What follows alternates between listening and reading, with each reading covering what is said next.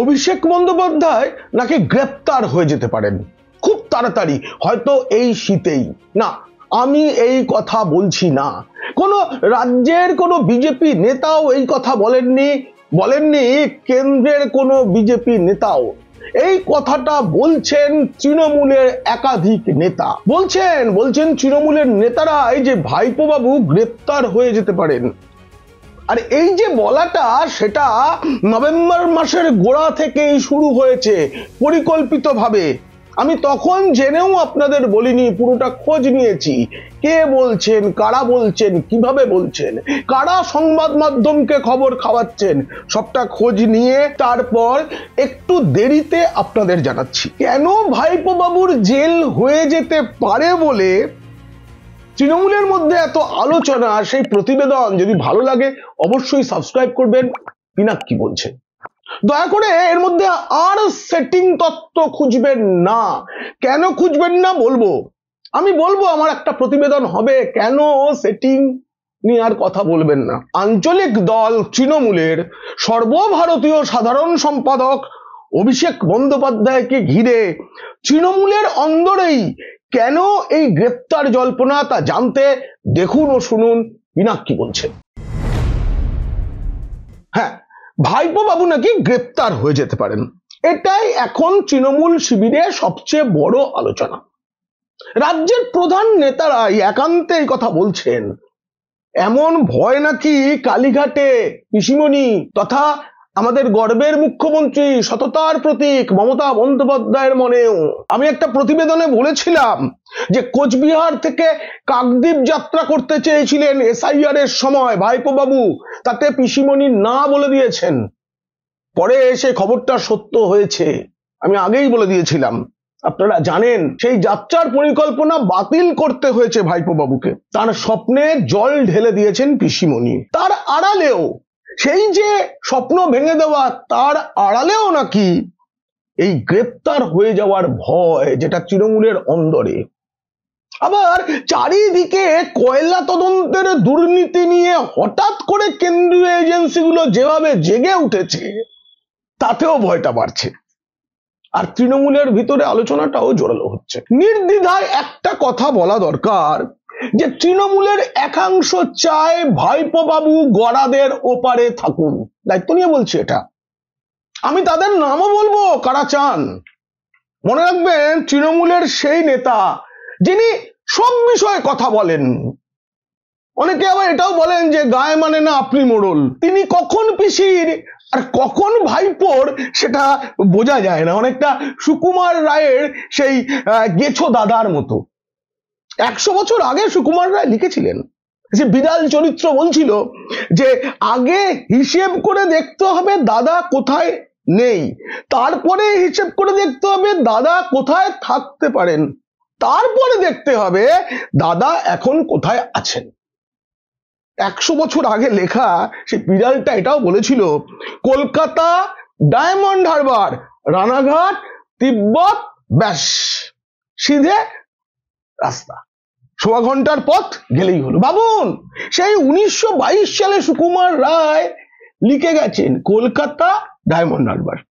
সেই দাদাটি এখন সব থেকে বেশি চান ভাইপো বাবু গারদে যান, কারণ সেই দাদাটি তৃণমূলের যে কেউ জেলে গেলে তৃপ্তি হয় তার মনে, তার আত্মা তৃপ্তি পায়, মন শান্তি পায়। কারণ পিসির পুলিশ তাকে গ্রেপ্তার করেছিল, তিনি অনেক কান্নাকাটি করেছিলেন, তাকেও গ্রেপ্তার হতে হয়েছিল, তারপর তো অনেক কাণ্ড।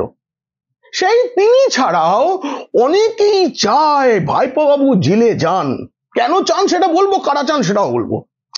আর ভাইপো বাবুকে নিয়ে কেন ভয়, কি ভয় সেটাও বলবো। তবে তার আগে একটা কথা, আপনাদের জন্য আমি যে প্রতিবেদন বানাই তাতে অনেক সময় এবং পরিশ্রম দিতে হয়। যদি আপনারা ভালোবেসে আমাকে সুপার থ্যাঙ্কসের মাধ্যমে টাকা পাঠান, তাহলে আরো ভালো ভালো ভিডিও বানানোর উৎসাহ পাবো আমি। দেখবেন ভিডিওর নিচে যেখানে সাবস্ক্রাইবার বাটন থাকে তার পাশেই থ্যাঙ্কস বাটন আছে।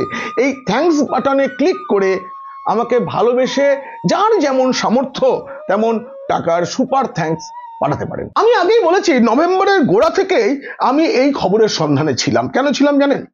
কারণ 31শে অক্টোবর 2025 পারলে বাড়িতেও কাগজটা খুঁজে দেখবেন, আনন্দবাজার পত্রিকা সব থেকে বেশি বিক্রিত বাংলা দৈনিক, তার ভিতরের পাতায় একটা গুরুত্বপূর্ণ খবর একেবারে নিচে ছাপা হয়েছিল। তার হেডলাইন ছিল ভোটের আগে অভিষেককে হেনস্থার আশঙ্কা তৃণমূলে। খবরের কাগজের না ভিতরের খবর একটু বলি।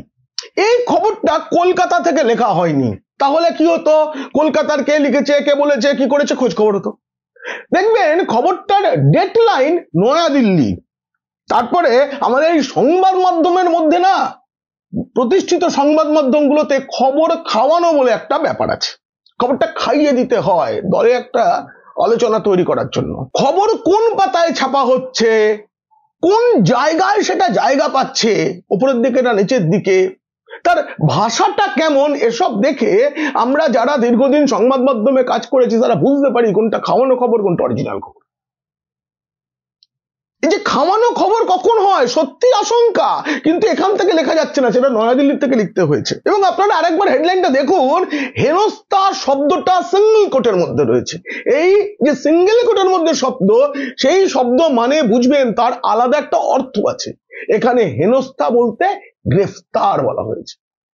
ভেতরে লেখা হয়েছে পশ্চিমবঙ্গে বিধানসভা ভোটের আগে তৃণমূলের সর্বভারতীয় সাধারণ সম্পাদক অভিষেক বন্দ্যোপাধ্যায় এবং কোন মন্ত্রীকে কোটানকোট ভুয়ো মামলায় গ্রেপ্তার বা নাকাল করতে পারে কেন্দ্র। এটা একটা আগাম, আমরা তো বলেছিলাম ভুয়ো মামলায়। ওখানে আরো বলা হচ্ছে, তৃণমূল সূত্রে জানানো হচ্ছে, জানা গেছে নয়, এই আশঙ্কা দলের অন্দরমহলে, সে কারণে প্রয়োজনীয় সতর্কতা নেওয়া হচ্ছে। কবে লেখা হয়েছে? 31শে অক্টোবর 2025। এরপরেই ওই খবরে লেখা হয়েছে এই প্রসঙ্গে 31শে অক্টোবর মানে 30 অক্টোবর দিল্লিতে সংবিধানের 130তম সংশোধনী নিয়ে কেন্দ্রের বিলটিকে নিশানায় এনেছেন তৃণমূল নেতৃত্ব। ডেরেক ওব্রায়েনের নাম আছে। আচ্ছা, সেই সময়টা আমি কাগজ ঘেঁটে দেখেছি, ওই যে 130তম সংশোধনী, সেটা নিয়ে কোনো ইস্যুই ছিল না। তখন মহিলা ক্রিকেট দল ভালো খেলছে, সেই সব নিয়ে আলোচনা, খবরের কাগজে প্রথম পাতা দখল হচ্ছে। তার মধ্যে হঠাৎ করে ভেতরের পাতায় একদম নিচের দিকে এত বড় খবর যে অভিষেক বন্দ্যোপাধ্যায়কে হেনস্থা মানে গ্রেপ্তার করা হতে পারে বলে তৃণমূলের মধ্যে আশঙ্কা, সেটা প্রকাশিত হলো কেন? আমার তখন থেকেই একটা সন্দেহ তৈরি হয়। কেন বলছেন ডেরেক ওব্রায়েন? মনে রাখতে হবে, তৃণমূলে এই যে অভিষেক বন্দ্যোপাধ্যায়কে হঠাৎ করে লোকসভার নেতা করা হয়েছে, এটাকে সাংসদরা মনে করেন উড়ে এসে জুড়ে বসা। বাদ দিলাম। ওই যে খবরটা আনন্দবাজার প্রকাশ করেছে, তার হেডলাইন, শিরোনাম এবং প্রথম প্যারা ছাড়া কোথাও অভিষেক বন্দ্যোপাধ্যায়ের নাম নেই। কোন মন্ত্রী বলা হয়েছে, কোন মন্ত্রীর নাম নেই। এগুলো না সংবাদ মাধ্যমের নিজস্ব কিছু কায়দা। দলের জন্য দুর্নীতি করে জেল খাটা নেতা মন্ত্রীর সংখ্যা কিন্তু তৃণমূলে কম নয়। ইদানিংকালে আপনারা অনুব্রত মণ্ডল, পার্থ চট্টোপাধ্যায়, বালুবাবু মানে জ্যোতিপ্রিয় মল্লিক, মানিক ভট্টাচার্য, জীবন কৃষ্ণ সাহাদের দেখছেন, কিন্তু তার আগে সাংসদ সুদীপ বন্দ্যোপাধ্যায়, মন্ত্রী ফিরহাদ হাকিম, মদন মিত্র, শোভন চট্টোপাধ্যায় মানে বৈশাখী খ্যাত শোভন চট্টোপাধ্যায়, প্রয়াত তাপস পালেরা তো রয়েছে। সেই সঙ্গে তৃণমূল ঘনিষ্ঠ সাংবাদিক, সংবাদ মাধ্যমের কর্তাস্থানীয় লোকেরা, রাজ্যসভার সাংসদ, এমন তালিকাও বেশ লম্বা। তারা সকলেই চান মাথা গ্রেপ্তার হোক। দলের জন্য দুর্নীতি করে আমরা গ্রেপ্তার হয়েছি, জেল খেটেছি, অনেক কষ্ট সয়েছি, দাড়ি কামাতে পারিনি দীর্ঘদিন, সেসব নেতাদের ছবিগুলো মনে করুন বড় বড় দাড়ি হয়ে গিয়েছিল। তারা কিন্তু চান আমরা একা কেন গ্রেফতার হয়েছি, আমাদের পরিবারের কেন কষ্ট হয়েছে, বাকিদের হোক। ইদানিংকালে যখন অনুব্রত, পার্থরা গ্রেপ্তার হচ্ছেন, জ্যোতিপ্রিয় মল্লিক যখন গ্রেপ্তার হয়েছে, তখন এইসব তৃণমূল নেতাদের মুচকি হাসি, অট্ট হাসি অনেক ক্যামেরাবন্দি হয়েছে। মনে করুন, মনে করে দেখুন। আমরা মানে আম বাঙালি, আমরা বড় ভুলমন, আমরা ভুলে যেতে ভালোবাসি। তাই মাঝে মাঝে মনে করিয়ে দিতে হয়, মনে করুন, মনে করুন, মনে করার চেষ্টা করুন, ঠিক মনে পড়বে সেই সব নেতারা যখন গ্রেপ্তার হচ্ছেন বাকিরা কেমন মুচকি এসেছিলেন। দেখ কেমন লাগে। তৃণমূলে এমনিতেই ভাইপো বাবুকে বলা হয় তিনি হেলিকপ্টারে করে রাজনীতির ময়দানে নেমেছেন, কোনো খাটাখাটনির ব্যাপার নেই। মাটির সঙ্গে যোগাযোগ দূরে থাক, বিরোধী থাকাকালীন তৃণমূলের যে লড়াই, সেই লড়াইয়ের ঘামের গন্ধ ভাইপো বাবুর ওই দামি দামি ব্র্যান্ডেড পোশাকে পাওয়া যায় না, সেখানে বিদেশি পারফিউমের গন্ধ পাওয়া যায়, যদিও খুব কাছাকাছি তো কেউ যেতে পারে না। তিনি ফিরহাদ হাকিমকে সরাতে চান। আমি আগেই একটা প্রতিবেদন করে বলেছি, এই ফিরহাদ হাকিমকে যখন সরানোর কথা ভাবা হচ্ছে তখন ভাইপো শিবির মনে করে ফিরহাদ হাকিম গ্রেপ্তার হয়ে যেতে পারে। একই সঙ্গে ফিরহাদ শিবির মনে করে ভাইপো বাবু গ্রেপ্তার হয়ে যান। তার কারণ দুই অনুগামীদেরই অঙ্ক এক। ফিরহাদ হাকিমের অনুগামীরা আমায় বলেছেন ভাইপো বাবু গারদের ওপরে চলে গেলে না থাকবে বাঁশ, না বাজবে বাঁশরি। মন্ত্রী সুজিত বসু তার অনুগামীরাই বলছেন দাদার নাকি সময় খুব কমে এসেছে, দাদার বেশি দিন সুখে থাকতে পারবেন না, সুজিত দাদার নাকি সময় হয়ে এসেছে। আগামী বছর শ্রীভূমির প্যান্ডেলটা কেমন হবে, কি হবে তা নিয়ে এখন থেকেই চিন্তা শুরু হয়ে গেছে। ব্রাত্য বসু তিনি ভাইপো বাবুর কাছে অনেকদিনই ব্রাত্য ছিলেন, এখন শোনা যাচ্ছে নাকি দলনেত্রীও তাকে বিশেষ পছন্দ করছেন না, তার বিশেষ অনুগামী নেই। তবে দু একজন আছে, কাছের আমলারা আছেন, তাদের কাছে যা শোনা যাচ্ছে তাতে ব্রাত্যবাবুও চান, মানে ব্রাত্যবাবুর অনুগামীরা চান যে কজন আছেন, কারণ তার যেই ব্রাত্য হয়ে যাওয়া সবটাই নাকি ভাইপো বাবুর জন্য। সম্প্রতি হয়েছে ব্রাত্য বসু যেসব লোকজনকে বিভিন্ন শিক্ষা সংক্রান্ত কমিটির মাথায় থেকে সরিয়ে দিয়েছিলেন, ভাইপো বাবু নিজে একা হাতে সেই সব লোককে আবার ফিরিয়ে এনেছেন। এ নিয়ে অনেক আলোচনা হয়েছে, আমি আর বড় করব না। কোচবিহারের পুরপ্রধান রবীন্দ্রনাথ ঘোষ, তাকে ভাইপো বাবু বলেছেন পদটা ছেড়ে দিন। আপনারা জানেন তিনি বলেছেন দিদি বললে ভেবে দেখতাম, দিদি বললে বিষ খেয়ে নেবো, হাওড়া ব্রিজ থেকে ঝাঁপ মারবো। ভাইপো বাবু বলার কে, জেলা সভাপতি বলার কে? আরেকজন পুরপ্রধানের কথা বলি, বনগাঁর পুরপ্রধান গোপাল শেঠ, তার বিরুদ্ধে লেলিয়ে দেওয়া হয়েছে একদা বিজেপিতে গিয়ে বিজেপির টিকিটে বিধায়ক হয়ে তৃণমূলে যোগ দিয়ে এখন আবার জেলা সভাপতি। বিজেপির বিধায়ক এবং তৃণমূলের জেলা সভাপতি একসাথে ছিলেন বিশ্বজিৎ দাস, তাকে লেলিয়ে দেওয়া হয়েছে।